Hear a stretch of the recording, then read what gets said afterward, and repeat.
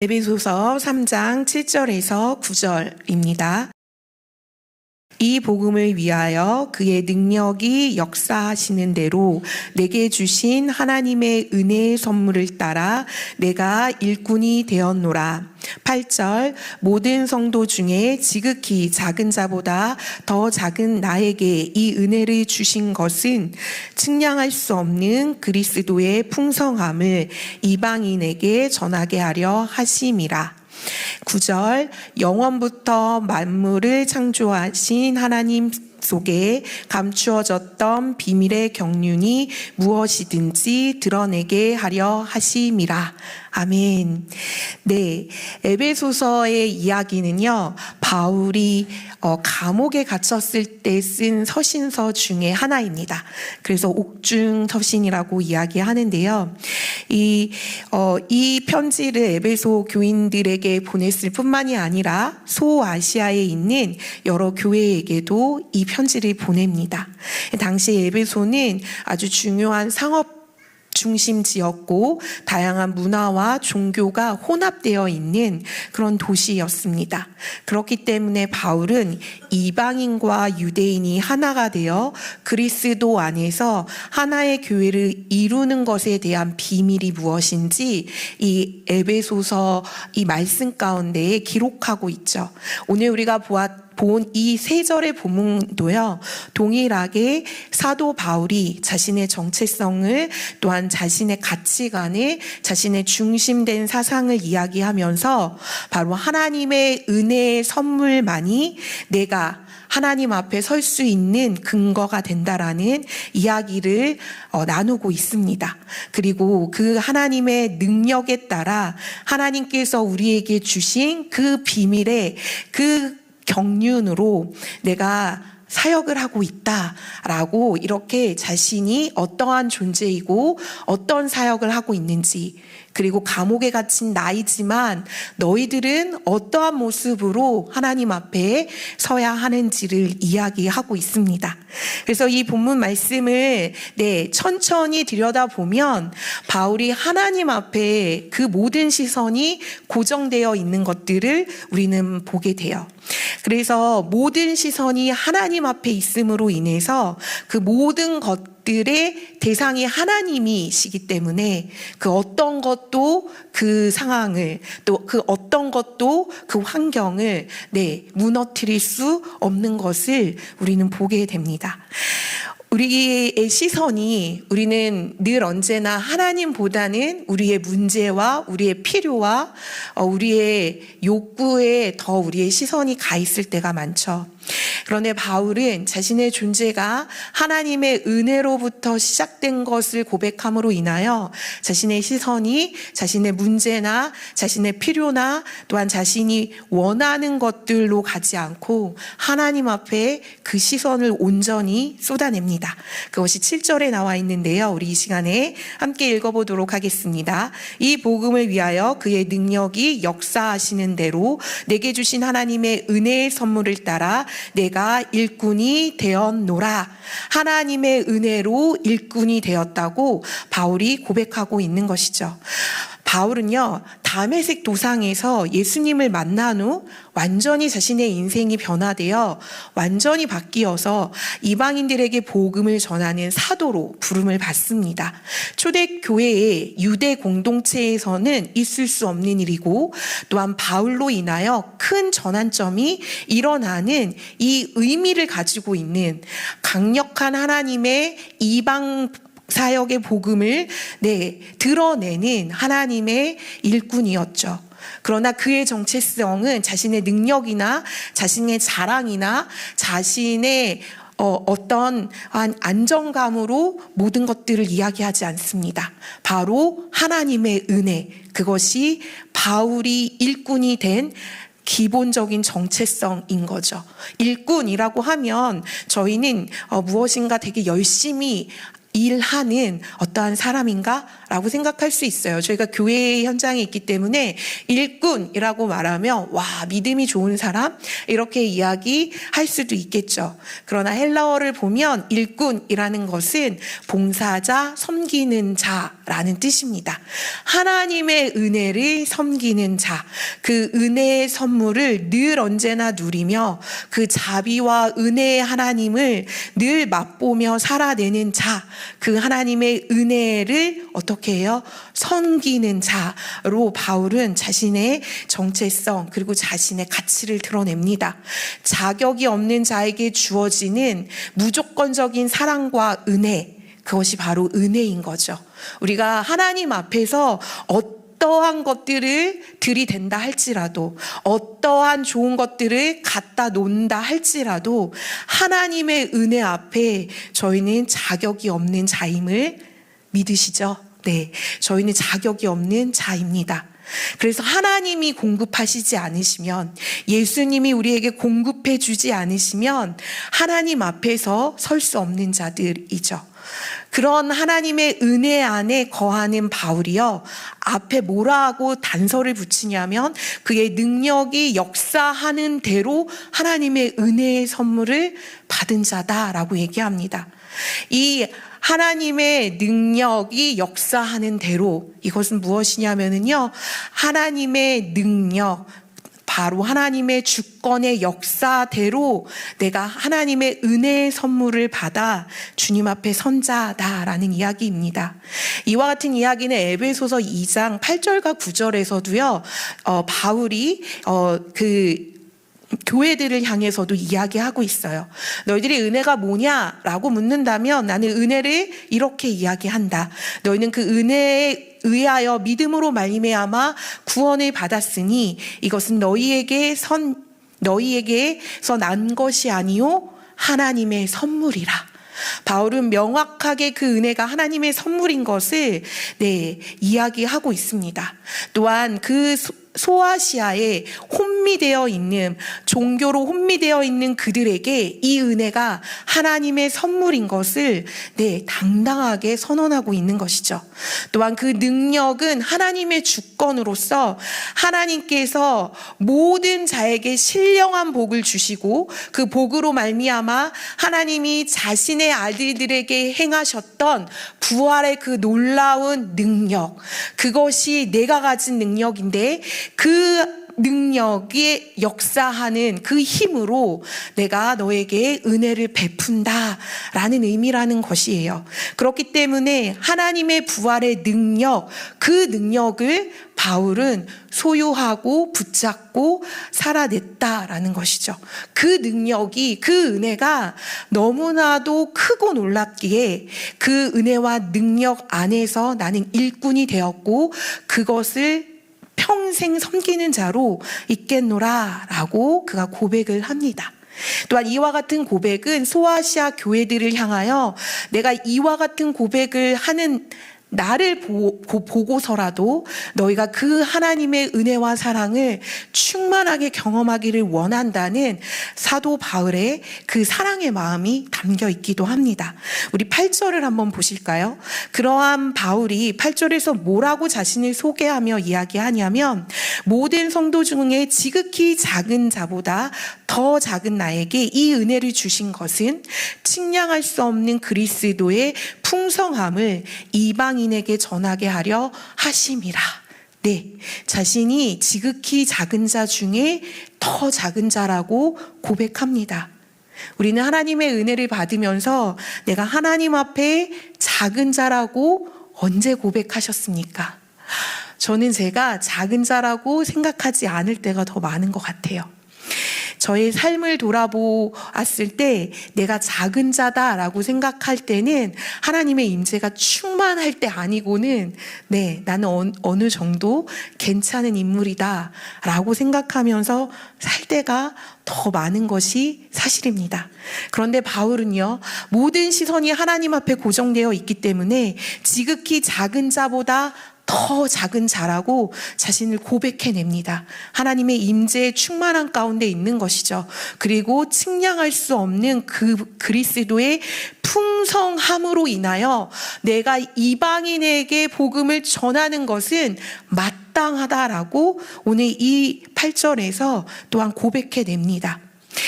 바울은요, 하나님께서 그에게 이방인에게 그 복음을 전하라는 그 놀라운 풍성한 그리스도의 사랑과 풍성함을 알았다라는 것이죠. 그가 어떻게 이것을 알 수 있었을까요? 그는 에베소서 1장 7, 8절에 분명히 얘기합니다.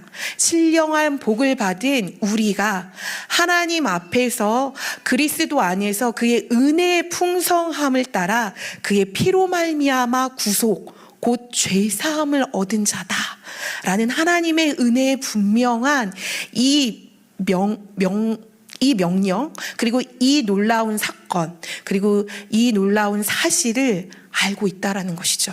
그것이 그냥 알고 있는 것이 아니라 하나님의 임재의 은혜로 그가 믿음으로 고백해내는 죄사함인 것입니다. 그러므로 그는 그 모든 지혜와 총명이 하나님으로부터 온다는 사실을 알게 되는 것이죠. 그리고 그 풍성함은 오는 여러 세대 가운데에 계속적으로 나타날 것이라는 사실을 그는 하나님께서 주신 지혜로 알았다라는 것입니다. 그런데 우린 좀 궁금해요. 그 그리스도의 풍성함이 도대체 뭘 얘기하고 싶은 건지, 그것이 구체적으로 어떠한 것인지 궁금합니다. 그런데요, 우리 사도 바울이요, 에베소서 1장에 그 그리스도의 풍성함이 무엇인지 우리에게 차근차근 얘기하고 있어요. 1장을 이렇게 좀 보시면 따라오실 수 있는데요. 먼저 사도 바울이 그 죄사함으로 말미암아 그 은혜의 충만함과 그 영적 통찰력이 생김으로 인하여 내가 하나님 앞에서 하나님의 자녀된 자라는 사실을 깨닫게 됩니다. 그 하나님이 나를 향하신 어마어마한 신령한 복과 계획이 있음을 깨닫게 되는 것이죠. 그래서 놀랍게 내 안에 영적인 하나님의 은혜와 또한 하나님이 나에게 주시는 놀라운 축복이 있다는 사실을 깨달을 뿐만 아니라 이것이 태초 전부터 예정되었다라는 사실을 알게 된다라는 것이죠. 내가 누구인지, 내가 어디서부터 내 생명이 시작됐는지를 그리스도의 풍성함 안에서 알기 시작하게 된다는 것입니다. 그런데 더 놀라운 건 2장 18절에서 20절에 보면 무엇이라고 또 이야기하냐면, 그렇게 신령한 복을 받은 그리스도의 풍성한 나는 하나님의 가족으로 하나님의 시민이고 건속자가 되었다라는 이야기를 하고 있습니다. 모퉁이 돌이 되신 예수 그리스도로 말미암아 모든 신앙의 기반과 모든 믿음의 기반이 그분으로부터 시작되어서 나는 하나님의 시민권을 가진 자로, 하나님의 시민으로, 또한 하나님의 권속으로, 하나님의 백성으로 소유된 자로 있다라는 사실을 다시 한번 깨닫게 되는 것이죠. 나의 존재뿐만이 아니라 내가 생활하는 모든 삶의 반경이 이제는 하나님의 나라에 속한 시민의 삶을 사는 것을 깨닫게 된다라는 것이에요. 이것이 그리스도 안에서 깨달아졌을 때 우리 안에 흘러오는 은혜와 사랑과 그 놀라우신 충만함이 우리를 휘감는다라는 것이죠. 바울은 이 사실을 우리에게 이야기하고 있습니다. 또한 그 놀라우신 하나님의 그 축복과 은혜와 사랑으로 인하여 내 신분만의 변화가 있을 뿐만이 아니라 화평케 하신 예수 그리스도로 말미암아 그 놀라우신 그 원수의 막힌 담을 허신 그 능력이 나에게 있음을 알게 된다는 것이죠. 그 예수 그리스도의 화평케 된 그 화평으로 말미암아 그 능력이 내 안에 있으므로 내가 화평한 자로 하나님의 아들로서 내 삶을 이 땅 가운데에서 사단이나 이 세상의 권세 잡은 자들에게 나의 삶을 내주는 것이 아니라 하나님의 능력으로 살아낼 수 있는 그 풍성함을 얻었다는 것을 바울은 알았다는 것입니다. 그렇기 때문에 그리스도의 이 풍성함이 내 안에 스며들고 내 안에 인식되고 내 안에 응답되기 시작할 때 우리는 예수 그리스도 안에서 장성한 분량으로 자라게 되는 것이죠. 그것을 사도 바울은 이 소아시아에 에베소 교회를 포함한 이 소아시아의 교회들이 이렇게 하나님이 부르신 장성한 분량까지 놀랍게 성장되기를 소망하는 마음으로 그리스도의 풍성함을 소개합니다. 그 풍성함으로 인해서 나는 이방인의 사도가 되었다라고 이야기하는 것이죠. 이것은 어떠한 이야기냐면 바로 하나님은 모든 사람이 구원을 받으며 진리에 아는 데 이르기를 원하시는 하나님의 마음의 그 뜻대로 바울이 자신의 삶을 일꾼된 자로 하나님 앞에 은혜된 자의 그 순종함으로 주 앞에 나아가 자신이 하나님 앞에 그것들을 드리는 모습을 우리는 보게 되는 것이에요. 그래서 바울의 사역의 변혁, 바울의 사역이 다른 이들과 다른 것은 바로 유대인과 또한 동등되게 취할 수 있는 이방인들이 한 몸으로 또한 한 공동체로 한 지체로 한 상속자로 그 복음 안에 거하게 하는 그 일을 하나님이 나에게 맡겼기에 내가 모든 사람이 구원받기 원하시는 하나님의 그 뜻과 명령 안에 순종하며 나의 삶을 삽니다라고 이야기하고 있는 것이죠. 8절에서 9절을 한번 보실까요? 그럼 바울이 어떠한 이야기로 내 자신의 사명을 더하냐면요, 바로 영원부터 만물을 창조하신 하나님 속에 감추어졌던 비밀의 경륜이 무엇이든지 드러내게 하려 하심이라. 네, 하나님의 비밀이 밝혀지는 사명을 바울은 이야기합니다. 또한 그 은혜가 무엇인지를 내가 아노니 그 비밀의 경륜 가운데에서 내가 그 비밀을 밝히는 자로 있겠노라 라고 하며 자신의 그 사명과 의지와 가치를 이야기하고 있는 것이죠. 하나님의 영원한 계획이 그리스도를 통해서 드러났다는 사실을 강조할 뿐만이 아니라 예수 그리스도가 드러남으로 인하여 하나님 속에 감추어져 계셨던 그 예수님의 놀라우신 그 계획들이 이제는 온 땅 가운데 펼쳐지게 되었다라는 것이죠. 그 비밀의 경륜이 무엇인지를 내가 드러내노라. 예수 그리스도의 그 놀라우신 생명이 어디까지 흘러가야 되는지를 내가 드러내겠다. 그러기에 너희들이 함께하고 있는 그 이방인 성도들, 헬라인이지만 다시 예수 그리스도를 영접함으로 인하여 너희 교회 안에 들어와 있는 그들뿐만이 아니라 이방인들까지도 하나님께서 한 구원으로 인도하고 계시다라는 것을 바울은 계속적으로 이야기하고 있는 것이에요. 그러기에 그 비밀, 이미 태초 전부터 하나님께서 세우시고 또한 그것을 예언하시고 그것을 성취하시기 위해서 예수님께서 이 땅에 오셨는데 그것을 이어서 내가 그 일을 하겠노라 라고 바울이 말하고 있는 것이죠. 그 감추어진 비밀은 바로 예수 그리스도를 드러내는 것이었습니다. 그러나 또 한 가지는 바울이 말하고 싶은 이야기는 무엇이었냐면 바로 예수님께서 유대 공동체를 통해서 이스라엘 백성들을 통해서 이미 구약에서 이야기하고 계세요. 너희가 나를 버림으로 인하여 내가 이방인들에게 그 구원을 허락하겠노라고 이사야서 61장 5절에는 이야기하고 있습니다. 이방인들이 하나님의 구원을 받을 것이다라는 이 예언을 하나님께서 이사야 선지자를 통해서 하고 계시죠. 또한 놀랍게도 하나님께서는 신명기에서요, 내가 이방인들을 통해서 이스라엘을 질투나게 하겠다 라는 예언도 하고 계십니다. 이러한 하나님의 이와 같은 비밀이요, 신약에 들어와서 예수 그리스도께서 십자가에 죽고 부활하심으로 그분이 드러나심으로 인하여 이 땅의 모든 하나님의 백성뿐만 아니라 하나님을 믿지 않는 모든 자들도 예수 그리스도 안에서 상속자가 되었고, 그들은 그 약속에 함께 참여하는 자가 된다라는 사실을, 이 놀라운 비밀을 바로 바울이 오늘 이 본문 가운데에서 또 소개하고 있는 것입니다.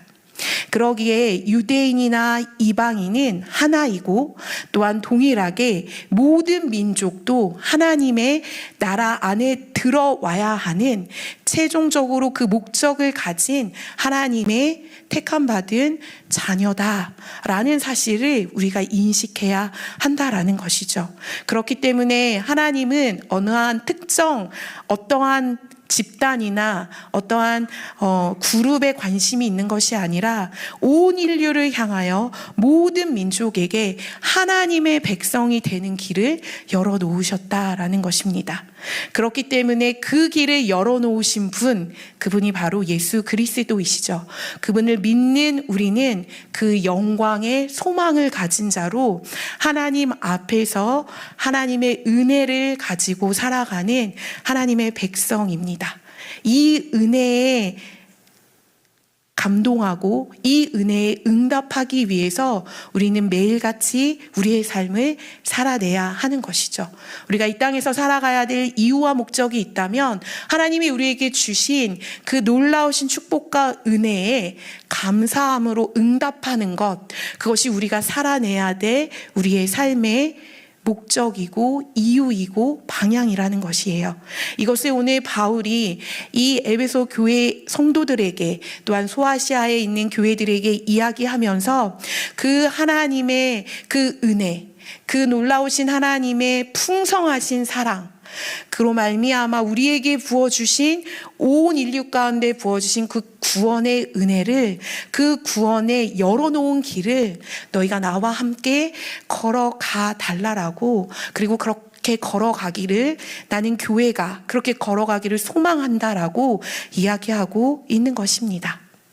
이 본문을 제가 함께 이렇게 나누면서 제가 일주일 동안 캄보디아의 이 아울리치를 통해서 이 바울이 얼마나 하나님의 은혜를 사모하고 이 소아시아와 에베소 교회에게 이 복음을 전했는지에 대해서 아주 조금 이해할 수 있게 되었습니다.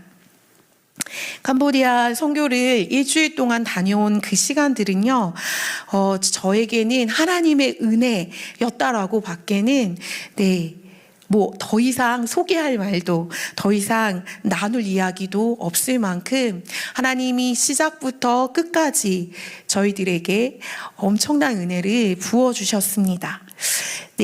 17명의 사람들과 함께 저희가 캄보디아 아울리치를 떠났는데요.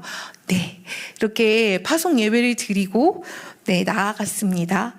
5시간 넘는 비행기를 타고 또한 7시간이 넘는 그 지역까지 도착하기 위해서 저희가 8주간의 이 시간들 통해서 함께 훈련을 함께 받았는데요. 함께 훈련을 받으셨던 권사님들과 집사님들이 돌아오고 나서, 이제 캄보디아 돌아오고 나서 저에게 너무 많이 수고하셨습니다. 전도사님이 있어서 너무 감사했습니다. 이런 너무나 이렇게 극찬의 말들을 많이 들었어요. 그런데 제가 이 8주를 돌아보면서 제 안에 어떤 고백이 드냐면, 다 하나님이 하셨습니다. 놀랍게도 제가 양아진을 시작으로 함께 이분들과 함께 훈련을 하기 시작했는데요. 제 말이 법인 양, 제가 누가복음을 한 장씩 읽겠습니다 라고 말씀하시면 그 누구도 거스르지 않고 누가복음을 매일같이 한 장씩 읽으면서 예수님을 따라가는 그 여정들을 시작하셨던 팀들이세요. 또한 무엇보다도 선교책을 같이 읽으면서 이해도 되지 않는 그 많은 방대한 지식이 가득 차 있는 그 책을 하나하나 이해해 가시면서 읽어내려 가시는 우리 집사님들과 권사님들의 그 모습들을 보면서 제가 얼마나 많은 감사와 은혜가 있었는지 모릅니다. 또한 너무나 감사하게 저희가 훈련하는 기간에 예수님의 생애를 함께 볼 수 있는 영화가 개봉이 잠깐 돼서 그것도 갑작스럽게 보자고 말씀을 드렸는데 너무 기쁘게 그 모든 일들을 감당해 주셨어요.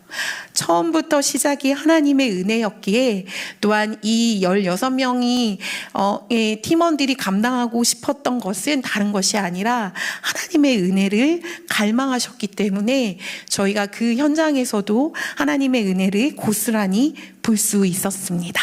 네. 넘겨주시면 저희가 3개의 교회와 또한 하나의 마을을 가서 함께 아이들과 어린이 사역을 진행했는데요. 그때마다 찍었던 전체 사진들입니다. 너무나 행복하고 또한 기뻤던 시간이었고 저희가 가져갔던 모든 프로그램들을 다 못할 줄 알았어요. 그런데 우리 권사님들과 집사님들이 몸이 아프심에도 불구하고 모든 시간을 다 참여하셔서 저렇게 하나님의 복음을 함께 전하고 아이들과 함께 기쁘게 뛰어노는 시간들을 가졌습니다. 요거는 잠깐 동영상으로 보여지는 건데요. 한번 보시면 좋을 것 같아요. 저희가 저희 한국 전통 놀이를 가져갔거든요. 저렇게 딱지치기를 저렇게 잘할 줄은 몰랐습니다. 가르쳐 주지도 않았는데 나 딱지치기는 온 세상 한국 놀이 중에 남자아이들이 하기에는 최고의 놀이다라는 것들을 이해할 수 있었고요. 또 다음은 저희가 비석치기 아시나요? 전 잘 모르는데 저희 권사님들이 예전에 하셨던 놀이 중에 비석치기가 있는데 비석은 깰 수 없어서 저희가 이제 숫자판에다가 숫자를 이렇게 넣는 게임도 진행을 했고요. 또 제기를 차는 걸 모르잖아요. 그래서 손재기 차는 것들을 저희가 함께 아이들과 나누면서 얼마나 우리 아이들이 잘하는지 보시겠어요? 저희 아이들도 저렇게 하기가 쉽지 않은데 저렇게 캄보디아 아이들과 함께 저런 시간들을 보냈습니다. 마지막으로 전 박덕튀기를 초등학교 때 했는데 저희가 가가지고 저 다 만든 거예요. 양용석 장로님이 만들어 주셨어요. 그래서 보시겠어요? 그래서 터져 나올 때마다 너무 행복하더라고요. 조금만 있으면 터져 나옵니다. 저렇게. 그래서 저렇게 행복한 시간들을 아이들과 함께 보냈습니다. 그런 시간들과 함께 저희들에게 또 아주 의미 있는 시간이 있었는데요. 세수식이라 그래서 저희가 발을 씻는 세족식은 못하고 핸드크림과 물티슈를 가져가서 손을 닦아주면서 아이들이 축복 기도하는 시간이 있었어요. 이 시간에 정말로 제가 너무너무 은혜를 많이 받은 건 하나님이 저희 팀원들과 이 현지 스태프들과 함께 기도를 했는데 너무나 진실되게 기도를 하시고 저는 그게 정말 예배라는 생각이 들었거든요. 사실 지금 보는 이 동영상으로 보시면 막 예배라는 느낌은 안 들어요. 한번 보여주시겠어요? 그러나 앉아서 손을 닦아주시는 팀원들과 또한 뒤에서 함께 기도하고 있는 스태프들과 이 팀원들의 이 마음은요, 저희 안에 정말로 하나님이 주신 은혜와 사랑이 너무 많이 넘쳤습니다. 그래서 저희 기도하시는 권사님들이 한 명 한 명 아이를 자기 앞으로 왔을 때 기도 제목이 다 달랐다. 그 아이들의 그 미래를 선포하고 그 아이들의 삶의 희망을 선포하고 그 아이들이 어떻게 될 것까지도 구체적으로 선포하시면서 기도하셨어요. 또한 사역자들을 위해서도 함께 기도했는데요. 김영진 선교사님과 안은영 선교사님이 첫 번째로 세운 제자입니다. 사라라는 이 사모님인데요. 이분이 이 사랑의 빛 교회의 담임 목사님 사모님이에요. 그래서 이 자매가 저희와 함께 기도할 때 얼마나 많이 울었는지 몰라요. 그래서 이렇게 영상이 있어서 갖고 왔습니다. 이런 은혜의 시간들을 함께 보내고 저희에게 또 뜻깊고 저희의 삶을 돌아보게 했던 가정 신방이 있습니다. 제가 소속되어 있고 함께 갔던 곳은 기도처라는 곳에서 함께 저희가 가정 방문을 진행을 했는데요. 집 바로 옆에 마당 같은 데서 저렇게 처소를 마련하고 마을의 모든 성도들과 함께 예배를 드리고 모임을 갖는 곳이 바로 저 집이었습니다. 한 가정이 기도처를 만들고 그 동네 마을 사람들과 함께 예수 그리스도를 믿고 고백하며 전도를 하고 있는 상황이었어요. 저희가 거기 가서 그 가정들을 위로하고 격려하고 또 아픈 친구를 위해서 함께 치유 기도를 했습니다. 이 시간들이 아직 넘기지 말아주세요. 얼마나 감사했는지 모릅니다. 제가 아닌 다른 팀으로 간 이 팀은요, 배를 타고 들어가서 한 가정의 성도를 만났는데 이 가정은 이 배를 타고 육지로 나와서 또 차를 타고 교회를 와야 되는 이 엄청난 긴 거리를 매주 할 뿐만이 아니라 자신의 그 성도들이 먹을, 제가 보니까 한 50명에서 60, 70명 정도 되거든요. 꽤 되는 인원수의 그 모든 간식을 매주 챙기는 이 신실하고 헌신된 가정 가운데 가셨어요. 그래서 이 가정의 섬김과 또한 이야기들을 함께 들을 수 있었는데요. 그 다음에 갔던 그 다른 가정은 정말로 마음이 아팠던 가정이라고 합니다. 저는 이제 팀원들에게 이야기를 들었는데 이 누가라는 가정은 사실은 수상가옥에서 살고 있는 그러한 곳이었어요. 그래서 집 자체 밑에가 나무 판자 밑으로 쓰레기든 오물이든 다 이렇게 오갔기 때문에 들어갈 때부터 악취가 났던 그런 집이었다라고 해요. 그 가정 안에 들어가셔서 함께 이야기를 나눌 때 이미 딸이 한 달 전에 죽었고 며느리는 이제 그 아이를 키우고 있고 그 어머니가 성경책을 보고 있는 그런 가정에 들어가셔서 이 위로 사역을 함께 하고 오셨는데요.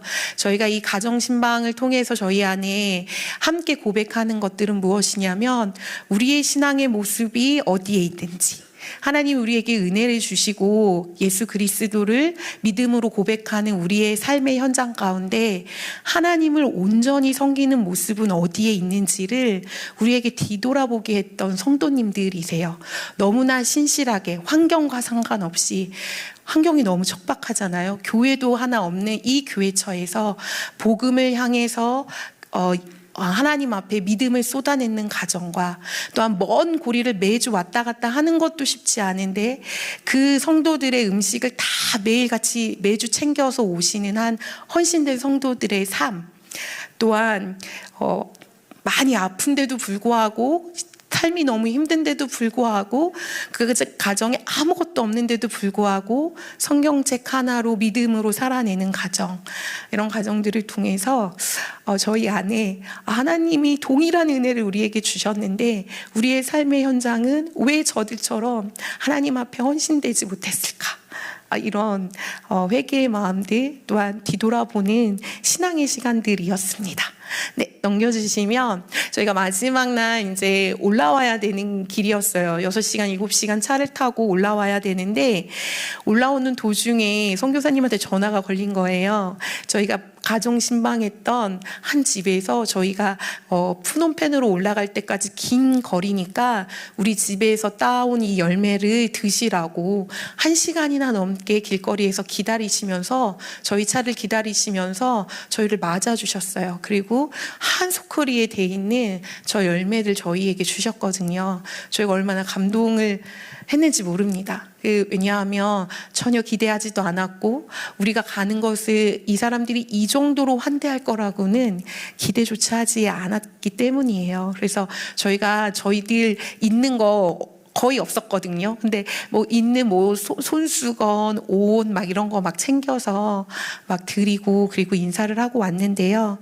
이들의 모습들을 속에서 저희가 발견한 건 그리스도의 풍성한 은혜였습니다. 하나님께서 예수 그리스도로 우리에게 생명을 허락하시고 그 생명으로 놀랍게 우리를 인도하시고 또한 우리에게 베풀어 주신 그 은혜에 대해서 이들이 충분히 그것들을 누리며 또한 그것들을 우리에게 고스란히 섬기는 모습들을 보면서 삶은 우리보다 더 척박하고 어려울지라도 그 예수 그리스도의 복음은 그들에게 가득 차 있어서 저희들이 섬기고 아끼고 환대했던 것들이 저희들에게는 큰 은혜였고 하나님 앞에 안에서 정말로 그리스도의 풍성한 사랑을 맛보는 시간이었습니다. 이것이 비밀이라는 생각이 들었어요. 바울이 아까도 그 비밀의 경륜을 내가 알리노라 라고 얘기하잖아요. 유대인과 이방인이 하나인 것을 내가 그 비밀을 알리기 위해 이방인에게 복음을 전한다 라고 말하는 것처럼 저희가 이 캄보디아 땅을 밟으면서 캄보디아 사람들과 또한 캄보디아의 믿음의 자녀들과 우리가 다르지 않다. 동일된 하나의 하나님의 약속에 참여된 자구나 라는 사실을 깨닫게 되었습니다. 다음을 넘겨주시면 이 교회의 예배의 모습이에요. 한번 좀 틀어주시겠어요? 저희 교회도 예배를 생동감 있게 드리는 교회 중에 하나지만 이 거룩한 빛 교회도 성경사님이 이렇게 함께하는 이 교회도 정말로 은혜가 많습니다. 깜짝 놀랐어요. 제가 작년에 소년부 친구들과 다녀왔을 때보다도 훨씬 더 예배가 풍성하게 하나님의 임재 안에 거하고 있는 것을 저희 팀원들이 다 경험하고 왔거든요. 그런 놀라운 은혜가 있는 예배 장소에 저희가 함께 예배를 드렸던 것이 얼마나 기쁨이었는지 모릅니다. 그런 교회를 개척하고 섬기고 계시는 아는양 선교사님과 또한 김영진 선교사님이 쓴 책이 있어요. 안인양 선교사님이 쓴 글인데요. 어떠한 이야기를 쓰셨냐면 계속적으로 본이 되는 선교사의 삶을 살고 싶고 선교하는 교회를 꿈꿉니다 라고 하시면서 이런 문장을 썼습니다. 앞으로도 지금처럼 집중해서 전도와 신방에 계속 집중하고 싶다. 고린도전서 1장 21절에 하나님께서 전도에 미련한 것으로 믿는 자들을 구원하시기를 기뻐하셨음을 말하고 있다. 그렇다. 그 어떤 이론과 프로그램이 아니라 교회 개척의 기초는 전도에 미련한 것이다. 구원받는 사람이 있어야 교회이기 때문이다. 교회는 사람, 메시지, 사명으로 세워진다. 하나님의 임재 가운데 사역하는 목회자는 하나님께서 사람들에게 허락하신 가장 좋은 축복이다. 내가 현지인들에게 축복이 되길 바란다. 이렇게 마지막 페이지에 고백했던 이 내용을 제가 가지고 왔는데요. 이 글 그대로 이 두 분들이 그 땅 가운데서 살아내고 계시더라고요. 교회의 중요한 것은 사람이고 그래서 늘 가정을 신방하는 일에 앞서시며 또한 복음의 메시지를 전할 뿐만 아니라 그 사명자로 키워내기 위해서 현지 스태프들을 계속적으로 일꾼으로 키워내시는 선교사님들의 삶을 보면서 하나님의 임재에 가득 차 있는 선교사님이시구나 또한 목회자이시구나 라는 것들을 보게 되었습니다. 오늘 바울이 우리에게 고백한 것처럼 우리에게 나눈 것처럼 하나님의 은혜의 사랑에 그 풍성한 그리스도의 사랑 안에서 우리가 일꾼된 자로 서 있다라는 사실을 저는 캄보디아의 이 아울리치 일주일 동안에 함께 그 선교 현장을 보면서 경험했던 것 같아요. 얼마나 많이 이 은혜가 전달이 됐는지는 잘 모르겠습니다. 그러나 하나님께서는 동일하게 우리가 캄보디아 땅에 있든 우리가 이 목양교회에 있든 또한 우리가 다른 예배 현장에 있든 우리가 있는 곳곳마다 하나님의 은혜와 그 은혜의 선물로 인해서 우리에게 주신 그 사랑이 날마다 하나님의 그 계획과 약속 가운데 그리고 그 뜻 가운데 흘러가기를 소망하신다고 믿습니다. 그러기에 우리가요, 하나님의 은혜에 감사하며 살아내는 하나님의 백성들이 되기를 소망합니다. 또한 하나님의 그 놀라우신 우리에게 주신 그 축복의 사명을 우리가 충실히 감당하기 위해서요, 우리가 우리의 시선을 하나님 앞에 고정됨으로 나의 달려갈 길이 주 예수께 있음을 고백하고 하나님의 은혜의 복음을 증거하는 나의 입술과 나의 삶이 늘 하나님 앞에 머물러 있기를 축복하고 또한 기도합니다. 그렇게 하나님이 우리에게 그 사명에 그 충실하게 감당할 그 복음의 능력을 우리에게 허락하셨습니다. 그렇기에 그 예수 그리스도를 중심으로 두고 사는 그 하나님의 은혜에 세워지는 일꾼들이 되시기를 축복합니다.